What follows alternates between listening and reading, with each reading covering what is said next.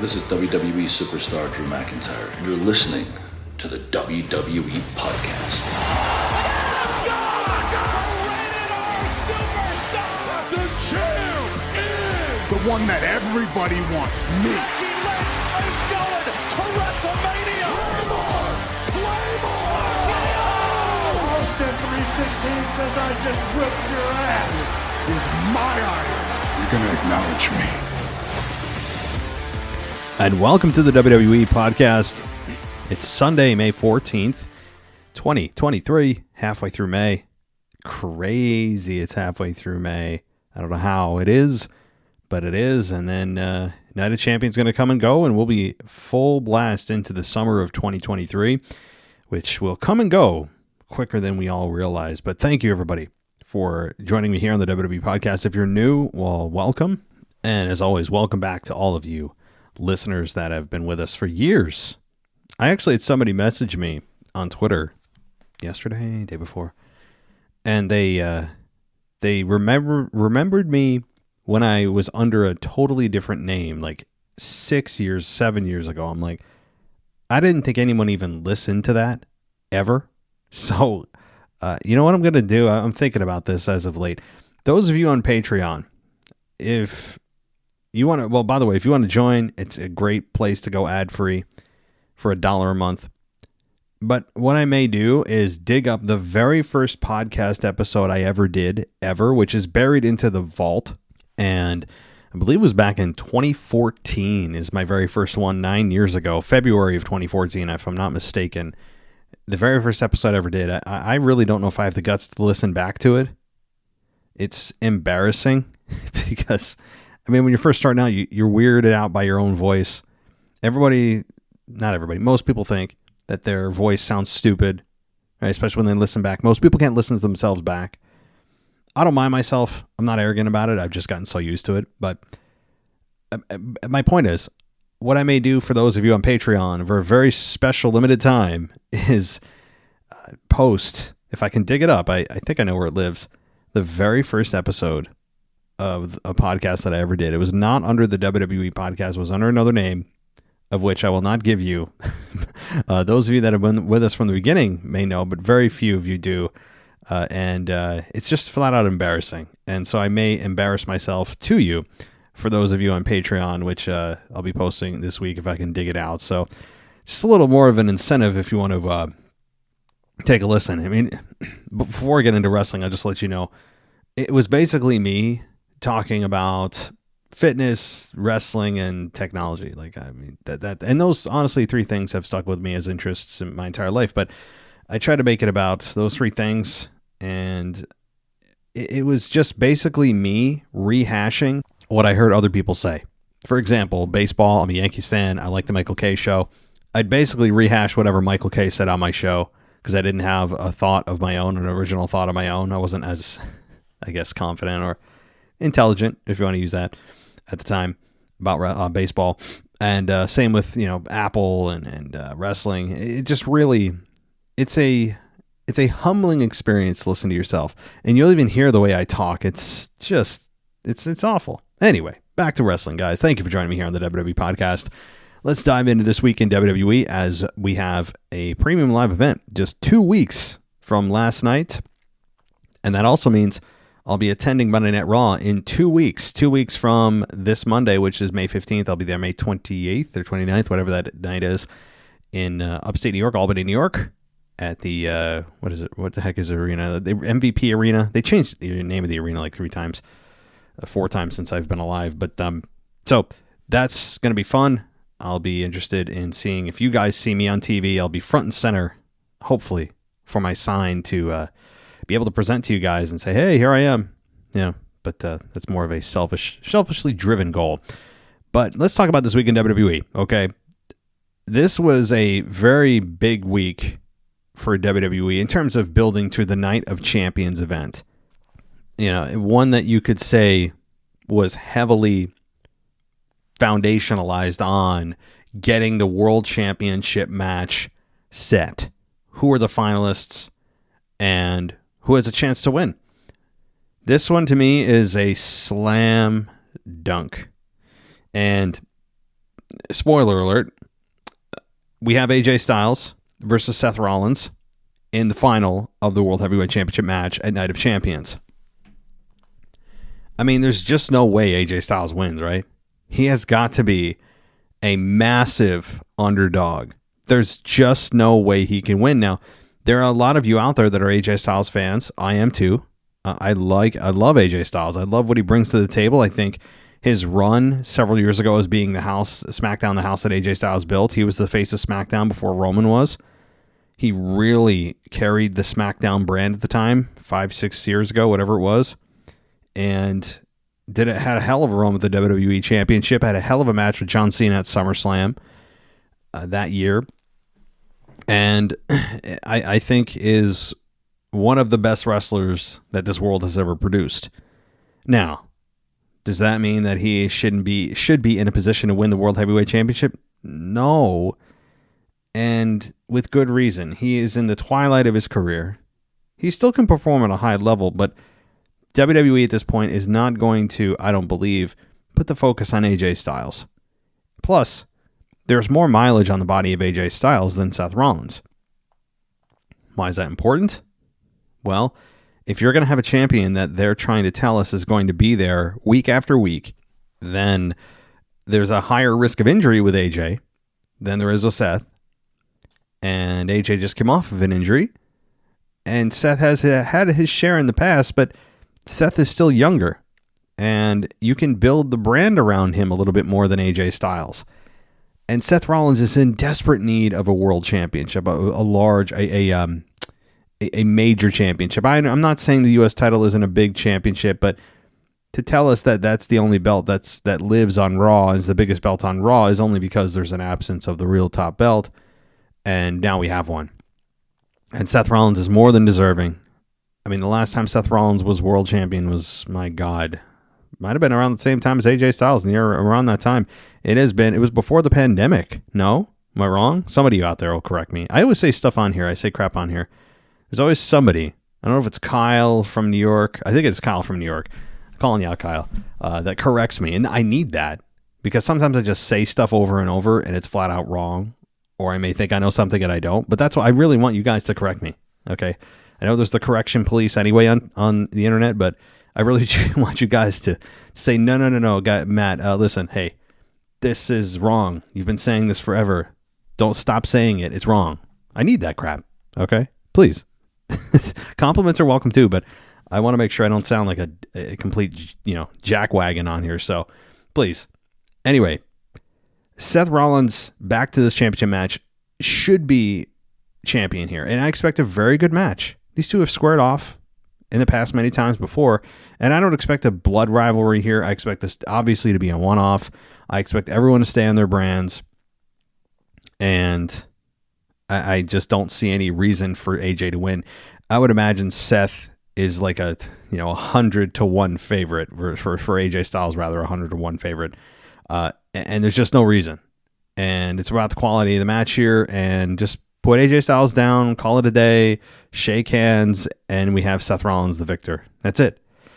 I hope that's the victory, or I hope that's the program moving forward. I hope it's not AJ Styles turning heel, and then somehow AJ moves over to Raw after losing to Seth, and then AJ and Seth have a multi-match program or something like that. Like, just because of the draft integrity, I'm a big proponent of. I don't need to see that happen. But this match should be a lot of fun to watch. You know you're going to get a main event quality match inside the ring with two absolute professionals. So that's going to be a lot of fun to watch. And as I always say, when matches have a incredibly high favorite, where it's not split 50-50 or even 60-40, this is like 98-2. Okay?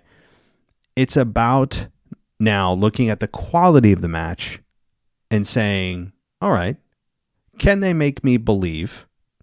Can they give me those moments where I say, well, I was really confident going in, but there's a moment here. There's a moment. Okay, a phenomenal forearm. Referee is there. There's nobody coming out to save Seth. What do we do? Right? Those moments. And does WWE deliver on those moments? And that's what I look for in matches that look to be all but concluded, all but a foregone conclusion. which has basically been Roman's last 3 years of matches. So that's what I expect from that. I'm surprised to see the Bloodline not involved at all in this. You would imagine that given the Bloodline is all about gold, all about championships, that they would find a way to weasel in here. And I guess they still could if it's revealed that before the match, AJ Styles was attacked backstage and we need a replacement. And it's Solo Sikoa who replaces AJ Styles at the event. And it's Solo versus Seth. But they also said that championship is exclusive to Raw. So Solo going to Raw makes no sense. So I'm going to still say this is a straight up Monday Night Raw, Seth Rollins victory. And we all go home happy at the end of the pay-per-view premium live event in Saudi Arabia, which I'm going to already call that the very first Raw after the event on the 29th of May. Is it 29th? Yeah, it is 29th. That Seth Rollins opens Monday Night Raw as champion. So I'll be singing along to Seth Rollins' music, I would imagine, on the Open to Raw on the 29th of May. Because if he's champion opening Raw, it makes total sense as World Heavyweight Champion. And we'll see who his first opponent is. I don't know who it is. I mean, we can speculate about that in the weeks to come. But for now, it's AJ, it's Seth, and I'm excited about the match quality. That's really what I'm excited about because there's nothing else to really talk about when it comes to the outcome. Now, speaking of the Bloodline, Roman Reigns, Daddy came home. Daddy's home, and Daddy ain't messing around. He came out. He did his usual of, where were they? Knoxville. But they said they weren't in Knoxville, so they they said they're at the University of Tennessee. And first of all, let me just say something about that. Those of you that are in those cities, okay, I'm going to venture to guess that they just don't want to say the name of the city because they look at it as quote unquote too small time. It's not big enough to announce to a national audience, so they try to lump in the local college and say we're on the University of Arizona, the University of Tennessee, the University of whatever.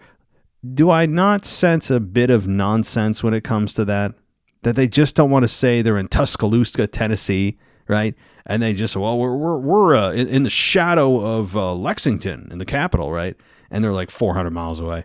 I mean, they just somehow have a bit of a perception issue, and it hasn't left since Vince left as the head of creative and production. So I don't know. They've done the university gig a couple of times over the last month or two, and I'm just looking at it like, nah, you just don't want to say the real name of the city. Are you really on the college campus? Are you really? As TikTok would say, you sure about that? You sure about that? Those of you who are on TikTok, no. If you don't, then get on TikTok and join the trend. So Roman Reigns did mean business as he called out the Usos. He applauded Solo. He got in the face of Jimmy. I actually thought it should have been reversed where Roman pushes Jay's face and not Jimmy, because Jay's the one that people want to see take down Roman. Jimmy's kind of been the fourth wheel, if you will. So I would have reversed the roles, but they still did what they needed to do here with Jimmy about to get in the face of Roman and Jay cutting him off. And as Roman demanded an apology, Jay gave Roman an apology and then said, give us one more chance. We'll take back those tag team championships and bring them back to the Bloodline. And Roman said that, hey, wise man, tell him what's up. And we got to learn that at Night of Champions, Roman Reigns and Solo Sikoa are teaming up to take on Sami Zayn and Kevin Owens for the Undisputed Tag Team Championships. And that's fun because it says that you guys can't get it done, so I'm going to do what you can't. It creates further tension in the group. Makes total sense from a storyline perspective. And it also really muddies the outcome on this. This one I'm staying away from this from a betting perspective. I don't know what to make of this because there are a couple ways they could go. They could have Roman keep his winning streak intact, keep Solo on a winning track, except for Cody Rhodes, who beat him the Monday Night Raw before WrestleMania, and have him carry the tag team championships, which would anger people even further and want to see Jay and Jimmy challenge Roman and Solo. There's a massive argument to be made for that, where Solo or rather the Usos win a fatal 4-way tag team turmoil match to determine the number one contenders. They get into the tournament, they win, and now it's going to have to be Bloodline versus Bloodline at the next event. It's very possible. But do you want to also cut Roman or rather Sammy and Kevin's run that short, a run that had a lot of meaning at WrestleMania? Are Kevin and Sammy, especially Sammy, as hot as they were prior to WrestleMania? No, not even close. But they're still a fan favorite, a heavy fan favorite. One of the top two baby faces in the entire company. They're just not nearly as hot, and we knew that would happen. But still, do you want to cut that victory out at the knees from what WrestleMania victories are supposed to mean by having Roman and Solo win it? And then also Roman's going to disappear weeks or months at a time. If you notice, Roman Reigns is now going to be going, 2 months before he defends his belt again? Because if he's in a tag team title match, he's certainly not going to be defending his Undisputed Championship at Night of Champions, which means he will coast past 1,000 days, no problem. That won't even be a storyline going into it. No one's even mentioned that, by the way, which is weird. I haven't heard this yet, but the 1,000th day happens the night that they're in Saudi Arabia. So, I don't know. They can't miss that, right? I mean, they've been building to this. I don't know. So, I'm kind of waiting for them to continue to push that narrative, but they haven't yet. And so anyway, the argument against it is,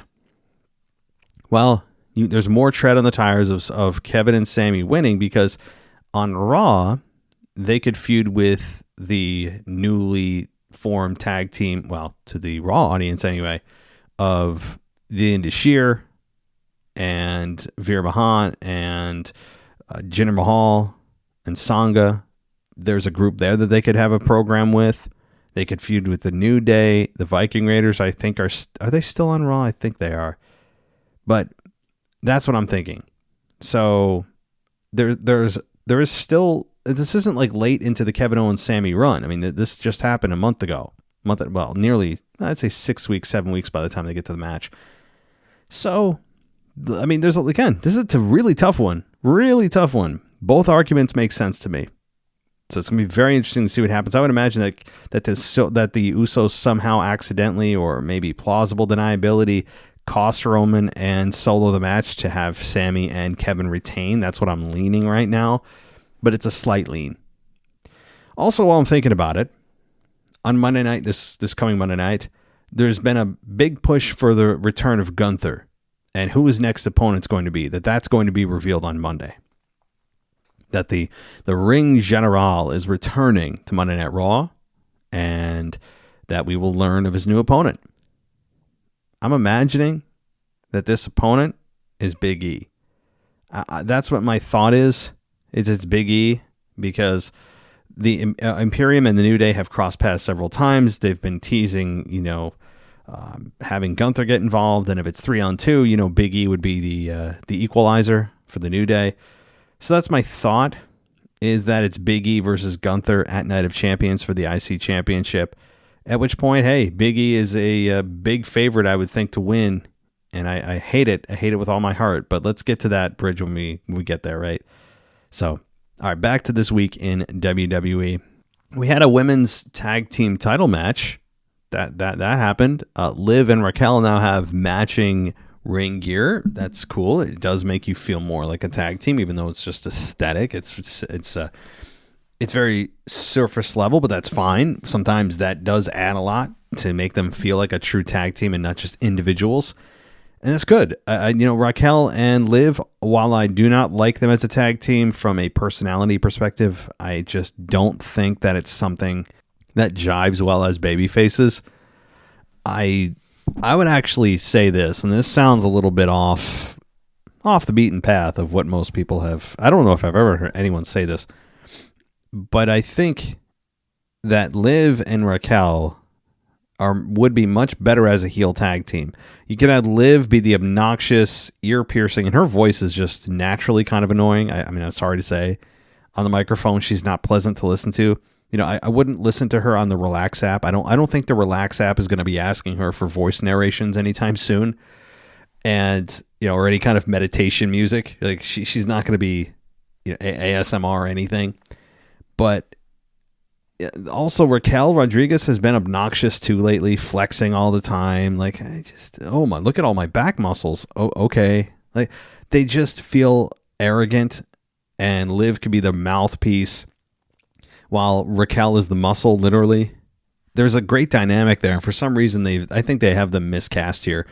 And I like them as a team, just not as baby faces. It's frustrating. So what my point is, all this is not that. That's not the revelation. I think a lot of people are off-put by Raquel and Liv. But rather, if Raquel and Liv continue to go down this path, be obnoxious, and then have them say there's no one left to beat, we've beaten everyone in this pathetic division. And what about Ronda Rousey's music hitting? And Shayna Baszler and Ronda Rousey coming out? It's been long enough you could turn them babyface. Time heals most wounds.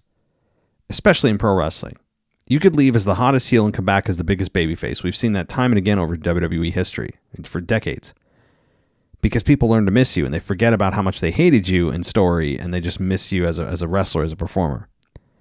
And that, I think, is the case with Ronda Rousey and Shayna Baszler, who I think it's been long enough that I believe if they put them in the right context or put them in the right situation to have Ronda's music hit, and then have them come out and just clear the ring and confront Liv and Raquel, you could have this be a babyface Ronda and Shayna and a heel Raquel and Liv.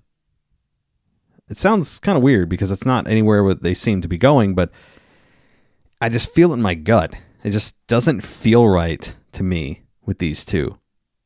It's just as terms of just being cast correctly. It doesn't feel right. So that's what I think. I think you could have the whole deal of the team of Ronda and Shayna come back, challenge them at Night of Champions, and beat them. I don't know. Just food for thought, guys. But this past week, we did have them in a match, and they took on Bayley and Dakota Kai with Io Sky, again for the women's tag team titles. And we had Raquel and Liv Morgan and Raquel win in about 8 minutes. And this to me is more of because Bayley was the one that was pinned. And I think this is furthering the story of Io Sky eventually feuding with Bayley, because Io Sky is the one that accidentally caused the distraction that caused Bayley to lose and get rolled up. I have no problem with this because Io Sky and Bayley is infinitely more interesting than Damage Control as a whole. They're boring. And it also doesn't seem that WWE is continuing to try to capitalize on the Io Sky momentum from Puerto Rico. They're just going to pretend, I guess, that it didn't happen and move forward, I guess. I mean, they can't bring everything from Puerto Rico back to the States. It's not as passionate of a crowd or loud of a crowd for a lot of reasons. And there's a lot that just doesn't translate with the American foundational audience. And that's to be expected. You know, for the most part, though, Puerto Rico cheered who they quote unquote should have cheered, and they booed who they should have booed based on who's cast where. But a lot of things didn't translate, and one of those things that WWE didn't even try to, it seems, is Io Sky and the momentum she had after trying to take out Bianca Belair, who played the heel. Now, on to Bianca Belair, she had a championship celebration? What? When's the last time that a babyface had a championship celebration? When did that happen the last time? I don't know. I can't say it loud enough. We are over Bianca Belair as a babyface. And that's okay. That's okay. I don't know if I really don't know why they won't turn her heel, given how long she has been uninteresting. and has been champion for so long that people just, that in and of itself will get a lot of fans disconnected, because there's a lot of fans, a good subset of them, that don't like long title reigns. They get bored easily. And that's, I think, a larger problem in our society, that we get bored so easily and our attention span is zero.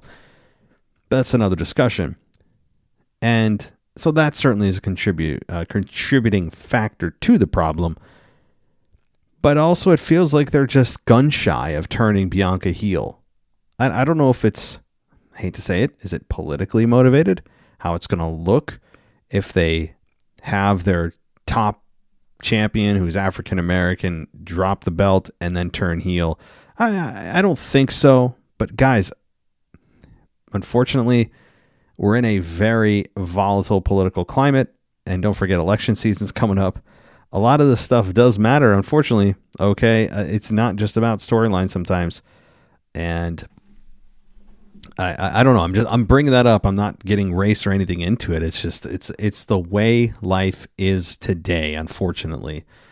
And I don't know. I've thought about that, because a lot of times too, and this isn't a referendum on anybody. It's actually smart business, is bringing out the Latino stars before they go to the Puerto Rico. Makes sense, total sense, right?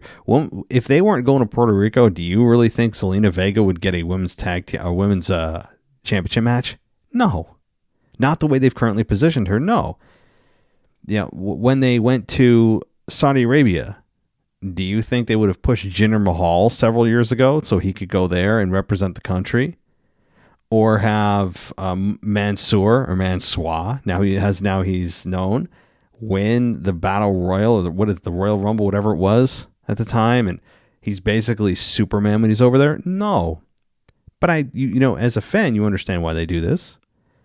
So there are times where it makes sense to do it. Anyway, I don't know where I'm going with this, but my point is, it's just time to turn Bianca, period. That's all. No big deal. Don't make it political. If it is at all, it may not be. But if you're gun shy and you're worried, well, who's going to oppose her? Anyone. Like literally anyone. Fans are ready. That's it. It's okay. It's natural. Okay. And Bianca Belair this week, though, comes out as a championship celebration. I mean, I really didn't care. But Asuka comes out, shakes her hand. All's well, and then sprays a poison mist into the eyes of Bianca, which, if it's so poisonous, if it was that poisonous, and she sold the hell out of it, good for Bianca. I mean, she sold it very well. But on the flip side, if it's so poisonous, why is Asuka keeping it in her mouth for many minutes? Wouldn't that be burning her mouth, blood poisoning, absorbing into your skin, your tongue? It's inside of your body now. I mean, it's wrestling. I know. I'm not complaining. This isn't a rant. It's just things like that you think about as you're watching. You're like, well, she's selling this like she just got acid sprayed in her eyes. If it's that toxic and that bad, how is Asuka able to keep it in her mouth? Whatever, right? It's wrestling. But it did get boos. I mean, Bianca Belair got sympathy there, and the crowd continues to go with her, as Asuka generally got booed by the audience. And so they got what they desired. They got the desired reaction, which I continue to be surprised about. But Asuka playing the heel here, but to me, she's a babyface in this scenario. But she's playing the heel and attacking Bianca Belair. She seems to be, again, in line for a match with Bianca Belair, a rematch at Night of Champions. Again, very much doubt that Bianca Belair is going to drop the belt here. Asuka doesn't feel like the right opponent, nor the right time to drop it to Asuka. Not that she's not a big enough star. That's never the problem with Asuka. Not that she can't carry the company as half of the women's division. None of that. It's simply for the fact that the way that they position her. History does not help Asuka when it comes to clues as to who could be world champion for the women on Raw. So, or rather, they don't call it world champion, but If it was up to Ronda Rousey, they would just call it the Raw Championship or the SmackDown Championship. We're up to her. But thank God it's not. All right. Let's see what else we got on SmackDown anyway.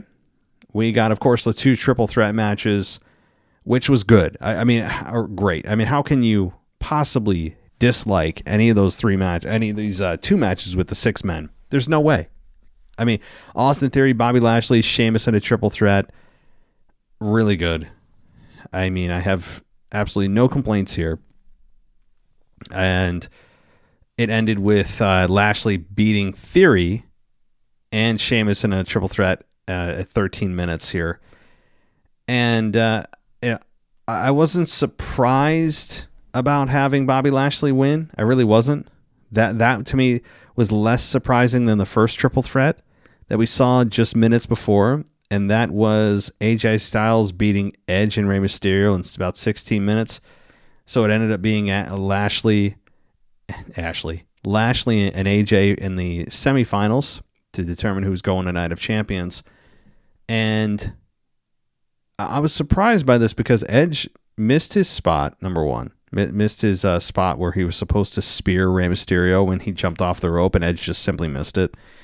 And then we had AJ Styles hit the phenomenal forearm on Edge to get the victory. So Edge takes the fall, which this was a creative red herring for WWE, where we had Edge positioned and primed and ready to win the World Heavyweight Championship, or at the bare minimum, go to the finals here.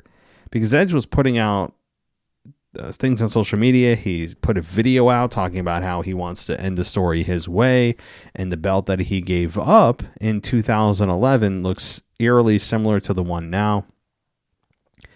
And it's very poetic, and that he knows he doesn't have a lot of time left. This is going to end sooner than later, which is all true. All of these things are true. So he had a lot of truth to his video that he put out, and made a strong case that WWE was going to get behind him to put him in the finals and maybe win the thing. But he lost in the first round. And not only did he lose in the first round, he was the one that got pinned in the first round. So he can't even claim that he wasn't involved in the decision. I mean, it's about 3 levels bad for Edge here, which is disappointing in one sense, because Edge as champion isn't the worst thing. But he also, with his schedule right now, Edge is on the Roman Reigns schedule. I mean, he's there every few months, which I get. Edge is trying to extend his career, make sure he's healthy as long as possible. And good for him. But that also is an argument against him being champion. But at the same time, that is a perfect way to end his career, is it not? With him winning the belt that he lost or had to give up the night of WrestleMania? Oh my God, 26, something like that. I don't know. 24? I don't know. Guys, I'm bad. It's mid-20s, somewhere in WrestleMania. And I believe he faced Alberto Del Rio and gave up the belt the next night because of his neck injury. And now here he is. And wait, I think I got it. If it's been 12 years, that would make it WrestleMania 27. There, I did it. So that is a strong case to be made. It would make Edge whole. Perfect way to end his career and call it a night. But they didn't go that road. They didn't. And I'm imagining it's because they're going to wait till later in the year to potentially have Edge win that. Now, I know he's on SmackDown. I get it. I understand it. But there's a way that you could still have Edge win and retire. I mean, guys, this is a long ass shot. But you could have him go to WrestleMania and then win it and then drop the belt the next night on Raw. The very same way he did, except he's doing it because he wants to, not because he has to. The night after WrestleMania this year. Next year, WrestleMania 40. It's a thought. Would I do that? Actually, no, I wouldn't. I've given you guys my scenario, my fantasy scenario for Edge's conclusion of his career. I believe he should face John Cena in the final match, given all their history. They've got great promos against one another. They could really bring it. If John Cena actually would be able to commit more than, one appearance before the actual match, like he did this year, you could make it something really special for Adam Copeland, Edge. You really could. And I think the fans would appreciate it. It'd be a very poetic end to his career, win, lose, or draw. I don't even think that's the point. I wouldn't even actually care if he won, lost, or it went to a draw somehow. But I do think that it's a perfect way to end his career. John Cena is still kind of active. Edge is active for one more year, and that's how he goes out and calls it a night at the Monday Night Raw after WrestleMania 40 next year in Philadelphia. That's how I would do it. It's a perfect way to end. Him as champion, can't do it at this stage in his career. That's the problem. He's just, body's not there anymore. That's all. It's just my fantasy scenario. So we'll see. Unfortunately, I don't have any creative pull, but if someone out there's listening, not a bad way to end his career. And it doesn't hurt anybody about the win, lose, or draw. It's about him being there for one last ride. All right. We got an announcement of next week having Grayson Waller, the Grayson Waller show, or the Grayson Waller effect, rather, and that he's going to have some guests. Either he was going to have the winner of the semi-final match on his in the hot seat next week on the Grayson Waller, the Waller Effect talk show. And Pierce liked the idea, agreed to it, and said, sounds good. So, good. I really, this is the first time that I'm really seeing any of these guys for the first, and I'd imagine a lot of fans are in the same boat. And it's kind of cool to see them coming up here now. First introductions, how do they present them, that kind of thing. So we got Grayson Waller. We also got Cameron Grimes being introduced here as Baron Corbin comes in the ring, and Grimes made his entrance, and then Corbin said that Grimes was SmackDown's final pick in the draft, and Corbin said he was not surprised that Grimes actually showed up and he would be pinned in about 2 minutes. At that point, Cameron Grimes beat Baron Corbin in about 6 seconds. He hit his cave-in finish. So, yeah, I mean, we have Grayson Waller getting a show next week. We have Cameron Grimes getting a squash quick victory over Baron Corbin, and and also Pretty Deadly got in the face of the Brawling Brutes. You will have to see where that goes. They give me a little bit of the Chuck vibes, the Chuck and Billy vibes, if you guys are catching my drift. I don't know if that's supposed to be the case. Like, I don't understand what their presentation's supposed to be. Obviously heels here, but we'll have to see. So the NXT stars get a few big spots on SmackDown. Their debut spots, which are significant, and you can look back and say, oh, that's when they debuted, right? So some of them may turn into something big. Others may turn into a womp, womp, womp. We don't know. Time will tell. And the Cameron Grimes stomp on Corbin for the squash victory, is that more a referendum on where they envision Grimes going, or where they think Baron Corbin should be? Or both? Baron Corbin has been on a downward spiral. I mean, just in a really bad spot from a professional standpoint for a long time now. Really long time. I mean, ever since Madcap Moss left, and after Happy Corbin's charm left for, however long that lasted, and then JBL joined him and that never worked. It has been just a complete downward spiral for his career, and I don't know where this is landing him. It's not a good sign if you're hoping for Corbin to maybe get elevated, or if you're worried that he may get the good old pink slip, which I don't think he would, but the way that they've used him and the way he got used this past week, I know it's to introduce a new star, so there is that. It wasn't like he got squashed by a local wrestler. That didn't matter. But still, I mean, damn. If you remember, Baron Corbin is the one that had a match with Kurt Angle in his final match ever at WrestleMania a few years back. And now here he is basically no crowd reaction, getting crushed by a newcomer. Not a good sign if you're a Corbin fan. This is not good. They also heavily promoted the Brock Lesnar Cody Rhodes attack on Monday. That was the big thing that happened on Raw. Brock Lesnar came back again, to the surprise of many, including myself, that Brock Lesnar continues to live on post WrestleMania, and they must be paying him some hefty bucks to stick around, because Lesnar would much rather be, if he weren't making money, sitting up in his cabin in Vancouver with a 10-foot vinyl fence around his house and just doing whatever Brock Lesnar does. I mean, I actually share in that fantasy. Okay, that's what I would love to have my house. I'd love to put up, if I could, I'd put up a 15-foot vinyl fence around my house. I would. I mean, I live in a residential neighborhood. It's just what I just want to be left the hell alone.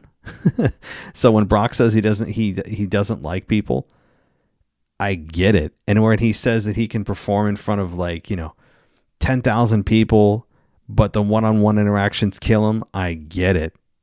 And so I guess no matter whatever Brock Lesnar's brain is, I share in some of those. I don't know if it's if you're an extrovert, you'd look at it as a flaw, but is it a feature or a flaw? I look at it as a feature, but that's because it's my own brain. That said, I'm going off track. Brock Lesnar attacked Cody Rhodes this past week on Monday, left him laying, screamed in his face, picking up his head and challenging him to a fight. The word fight was emphasized a lot at Night of Champions. So we don't know what that stipulation is yet. I'm imagining we'll learn that on Monday night, that I don't know if it's a pit fight. Like, remember when, was it Seth Rollins and Matt Riddle that had the pit fight? I know it happened this past year, but that's maybe what they'll do, is have that and something along those lines. But you can't keep calling fight and then have a wrestling match, because if they continue to push that word, it would be a little bit anticlimactic just to have it's no DQ. Okay, it's a bit of a letdown, but it again pulled Cody Rhodes off of the finishing the story narrative that he's been trying to follow for the last several months, and now he's back on Brock Lesnar time, and it's going to be Brock Lesnar Part 2 at Night of Champions. So we also again got the 2 triple threats and the singles match to determine who the number one contender is, or rather the final contender is to go to the match at Night of Champions to determine who is the World Heavyweight Champion. So now it'll be officially, as I said, AJ Styles and Seth Rollins at Night of Champions. But Seth Rollins performed very well in his matches on Raw, as you'd expect, always does. Trish Stratus got attacked by Becky Lynch because at some point Becky had to come back, and she did, and she attacked. Got a little piece of Trish before Trish retreated up the ramp, and I'd imagine, and I think we did get advertised that this week Becky Lynch is going to address Trish Stratus, which is going to be fun. I would hope that at some point, Brock Lesnar could also get the same treatment. Brock Lesnar will address Cody Rhodes this week on Monday to explain his actions. Am I asking for too much? Y'all are paying this dude $100,000 a minute. You could at least ask him to come up with a basic elementary promo of why he attacked Cody. Or am I asking for too much? I think I've answered my own question. That said, this coming Monday night is going to be a big deal. Continued pushing towards the Night of Champions event, which is going to be in just under 2 weeks here. And I hope you guys continue to follow us on the WWE podcast, as we will have all the coverage. And tomorrow night we'll be back. I'll be back with Anthony DeMarco to do another current state of WWE. And also Tuesday will be Monday Night Raw review. Wednesday is the mailbag. So look out for all those things, guys. And once again, please give us a 5-star rating if you can. Go ad-free if you can. Or check out our merch. Guys, we have a merch store, WWEpodcastshop.com. We have all kinds of merch, from koozies to phone cases to shirts to sweatshirts, you name it, we got it there. Check it out. I hope you want to support the show that way. Or you can do that on patreon.com/WWE Podcast, WWEpodcast.com, or Apple Podcasts, where you can go ad-free and get a 1-week free trial. All right, everybody. Thank you so much for listening. I know, guys, I know I didn't get every nook and cranny of this week. I understand that. I try to hit the bigger items, okay? So if you're like, you didn't talk about this or that, I've gotten that lately from a few of you, and I totally understand. I appreciate your passion. But I can't go through every nugget, nook and cranny, as they say. So that's going to do it for me tonight, guys. Thank you so much for listening. As always, take care, and I'll talk to you next time. Thanks for listening to the WWE Podcast. Don't forget to subscribe on your favorite podcast app so you don't miss a show, or head to WWEpodcast.com.